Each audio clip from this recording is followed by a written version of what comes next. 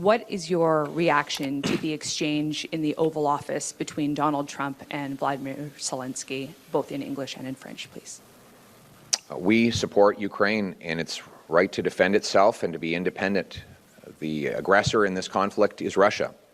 Russia carried out an unprovoked invasion of Ukraine, an invasion that it has been mercilessly prosecuting for the last 3 years, and Ukraine has been the victim of that invasion.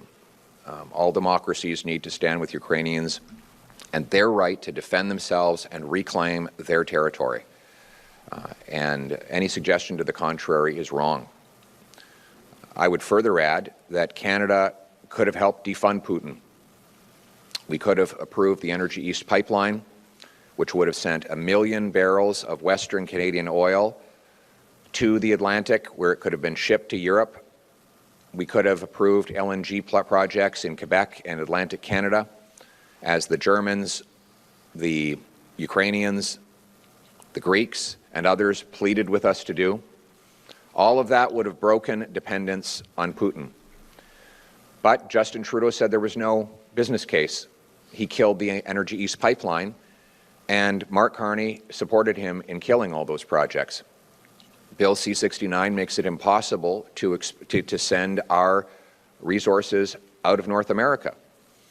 So what we need to do is reverse this radical anti-Canadian energy agenda that Carney-Trudeau have imposed and rapidly approve projects so that we can sell Canadian energy to displace Russia and turn dollars for dictators into paychecks for our people. Mr. Poilievre, we're seeing the Liberals invoke Donald Trump's name in attacks made against you, both in Krista Freeland's interview and with Bill Maher, and some new political ads over the weekend. How helpful do you think this is for Canada when we're supposed to be deep in talks with the Trump administration over the tariff threats? I think the Liberals are trying to cover up the fact that they've been very good for President Trump. They've given Trump everything he's wanted, despite the song and dance the Liberals put on. Look at the facts. Under 10 years of this Liberal government, they have pushed a net $500 billion of investment out of Canada into the U.S. They blocked pipelines to the Atlantic and the Pacific, which forces us to give almost all of our oil to the Americans. They said that LNG plants did not have a business case, so now we have to give 100% of our LNG exports to the Americans for $4 when we could be selling it in Europe for $14. They raised taxes on investment and business, which has forced company after company to leave the country. And don't take my word for it. Mark Carney says that America is a better place for businesses to locate than Canada. The environment minister said the other day that the resource minister said the other day that Mark Carney was making a good shareholder decision by moving his company out of Canada. That is the message that Liberals give Canadian business. Go south to the U.S. That's precisely what Donald Trump wants to hear.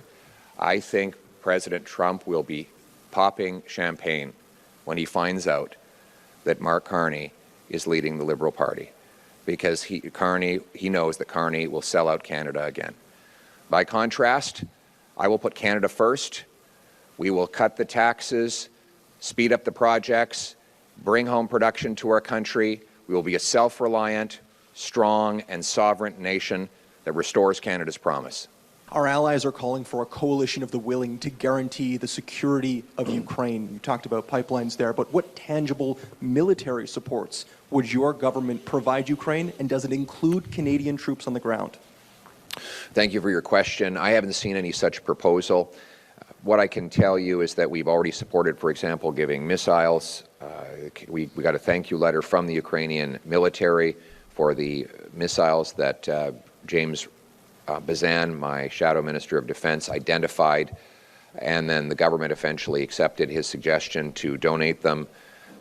We also think that the best way to provide support is by selling Canadian energy, breaking the Russian monopoly that finances the war.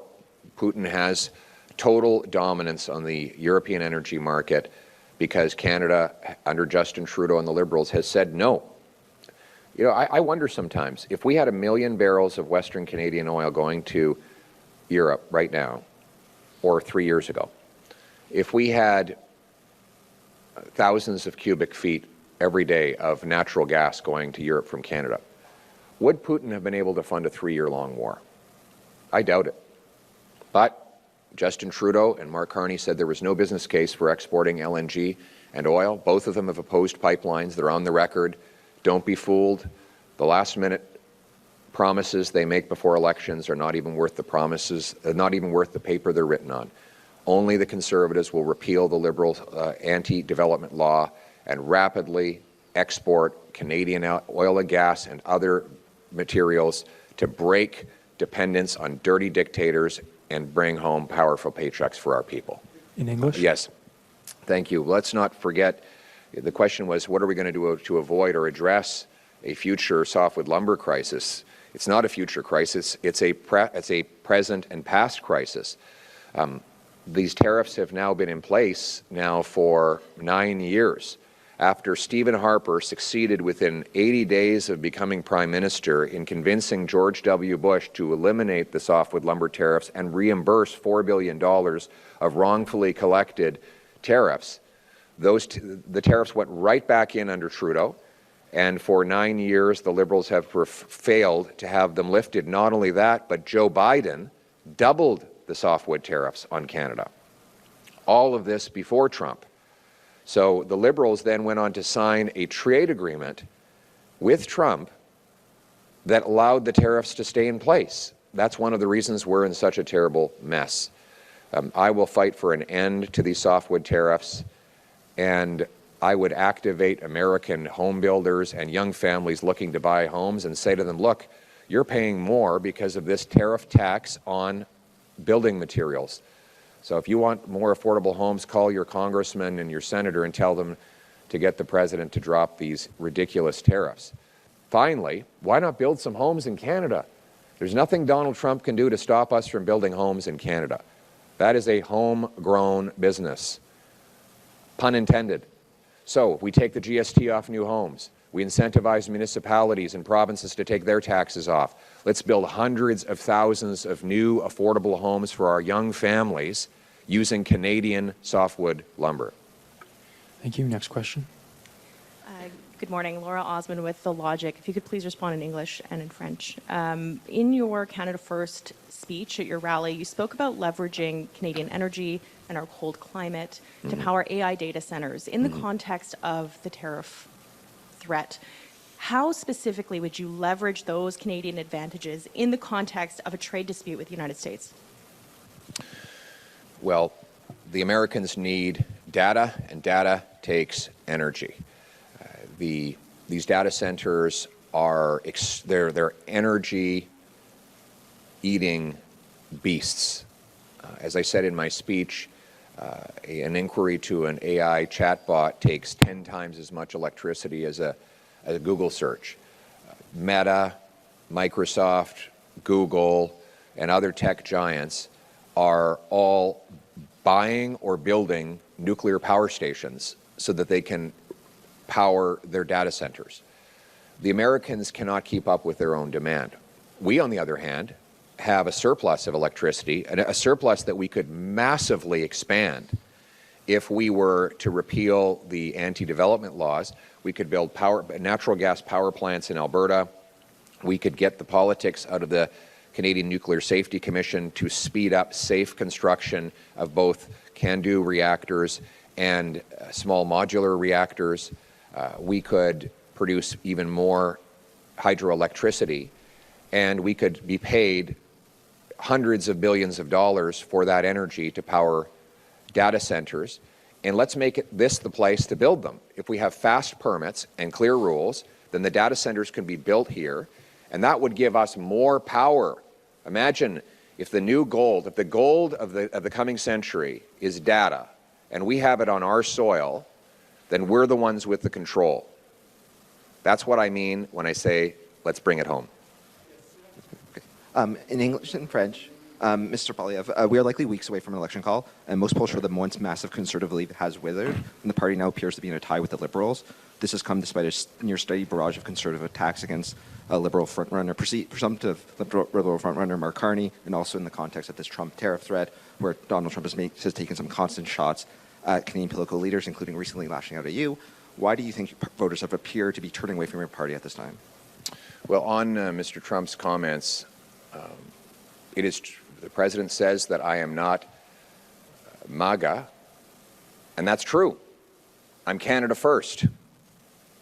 Canada will never be the 51st state.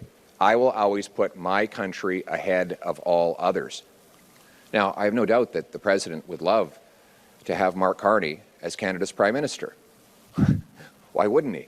Mark Carney did exactly what Mr. Trump asked for. He moved his company headquarters to Trump's hometown 6 days after the president threatened tariffs on our country. Carney supported carbon taxes on Canada, supported blocking pipelines in Canada while he invested in American coal. Carney's policies, which Trudeau implemented, pushed $500 billion investment dollars out of Canada to the U.S., exactly as Trump wanted. So Trump would love to have a weak prime minister like Mark Carney who will sell out our country and drive jobs and money abroad. He probably doesn't want a strong leader like me who will axe taxes, greenlight big projects, make this the best place in the world to do business, and bring home the hundreds of billions of dollars of investment that Carney-Trudeau Liberals have driven south.